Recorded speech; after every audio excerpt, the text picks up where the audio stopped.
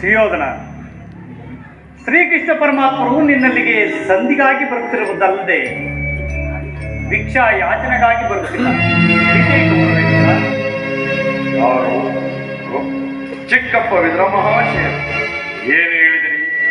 ಪಾಂಡವರಿಗೆ ನ್ಯಾಯವಾಗಿ ಆತ ರಾಜ್ಯವನ್ನು ಕೊಡಬೇಕು. ಚಕ್ರವರ್ತಿಯಾದ ನಾನು ಅದನ್ನು ನಿಮ್ಮಿಂದ ಕೇಳಿ ತಿಳಿದುಕೊಳ್ಳಬೇಕು. ಸುಮ್ಮನೆ ಕುಳಿತುಕೊಳ್ಳಿ. ಸುಯೋಧನ, ಬಲವಂತನಾದ ನಿನಗೆ ನ್ಯಾಯವೂ ಅಧೀನೋ, ಅದಕ್ಕೆ ಸರ್ವರೂ ಅಧೀನರು. ಯೋಚಿಸಿ ನೋಡು ಕೌರವೇಶ್ವರ. ವಿದುರ,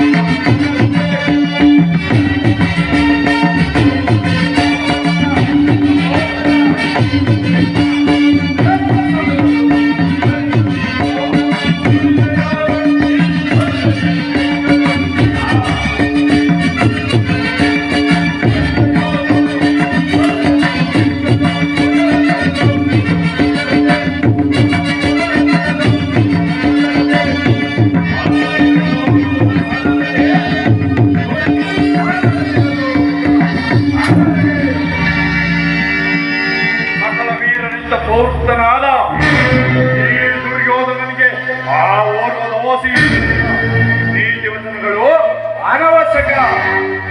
ಸಹೋದರ ದುಶ್ಯಾಸನ, ಅಗ್ರಜ, ಈ ವಿದುರನು ಹಿರಿಯನು ಭೋಜನೋ ಎಂದು ಸುಮ್ಮನೆ ಮಾತ್ರಕ್ಕೆ ರಾಜ್ಯಸಭೆ ಎಂಬ ಗೌರವವಿಲ್ಲದೆ ಮಿತಿ ಮೀರಿ ಮಾತನಾಡುತ್ತಿರುವನು.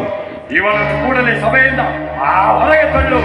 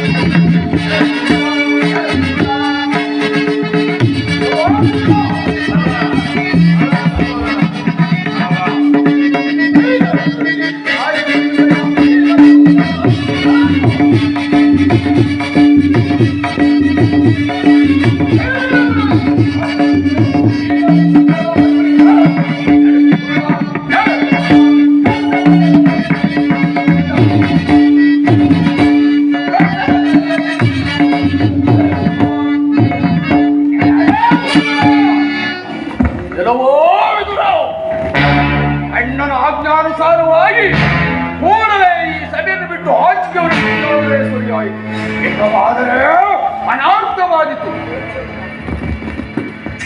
ಪಾಪಿಸ್ತರ, ನನ್ನ ಈ ಸಭೆಯಿಂದ ಆಚೆಗೆ ತಳ್ಳುವಷ್ಟು ಸಾಮರ್ಥ್ಯ ಉಂಟಾಯಿತೆ. ಸುಯೋಧನ, ಕೇಳು, ನೀನೆಷ್ಟೇ ಯೋಗ್ಯನಾದರೂ ನನಗೆ ತಿಳಿದಿರುವ ನ್ಯಾಯ ನೀತಿಗಳನ್ನು ಹೇಳಿಯೇ ತೀರಬೇಕು. ಜಗದೊಡೆಯನಾದ ಶ್ರೀಕೃಷ್ಣ ಪರಮಾತ್ಮನು ಜರಿದಾಡುವ ನಿಮ್ಮ ಬಾಯಿಗೆ ಹುಳು ಬೀಳಬಾರದೆ. ದುರ್ಯೋಧನ ಹಿಂದೆ ದ್ರೌಪದಿಯ ವಸ್ತ್ರಾಪರಣ ಮಾಡುವ ಕಾಲದಲ್ಲಿ ಅಂದು ಭೀಮನು ಮಾಡಿದ ಶಪಥದಂತೆ ನಿನ್ನ ತೊಡೆಯನ್ನು ಪ್ರಹಾರಿಸಿಕೊಳ್ಳುವಾಗ ಅದನ್ನು ತಡೆಯಬೇಕೆಂದಿದ್ದ ಈ ನನ್ನ ಧನುಸ್ಸನ್ನು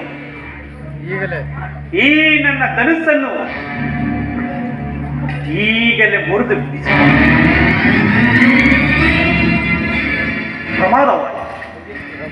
ರಾಜೇಂದ್ರ, ಪ್ರಮಾದವಾಯಿತು. ಪೂಜ್ಯನಾದ ವಿದುರನನ್ನು ಅಪಾಸ್ಯ ಕೀಡು ಮಾಡಿ ಈತನ ಸರ್ವೋತ್ತಮವಾದ ಬಿಲ್ಲಿನ ಸಹಾಯದಿಂದ ಕಳೆದುಕೊಂಡೆಯಲ್ಲ. ಈತನು ನಿನ್ನ ಬೆನ್ಗಾವಲಿಗೆ ನಿಂತು ಯುದ್ಧ ಮಾಡಿದ್ದರೆ ಈ ಮೂರು ಲೋಕದಲ್ಲಿ ನಿನ್ನನ್ನು ಜಯಿಸತಕ್ಕಂಥವರು ಯಾರಿದ್ದರು? ಮಿತ್ರ, ಈ ವಿದುರನ ಗೊಡ್ಡು ಬೆದರಿಕೆಗೆ ನೀನು ಸಹ ಎದುರಿಲ್ಲ. ಈ ವಿದುರನು ಎಂದಾದರೂ ತಾನೇ ಆಯುಧವನ್ನು ಹಿಡಿದು ಯುದ್ಧವನ್ನು ಮಾಡಿರುವನು, ಅಥವಾ ಈತನ ಬಿಲ್ಲಿಂದ ಆಗತಕ್ಕದ್ದಾದರೂ ಸಹ ಏನು ಮಿತ್ರ?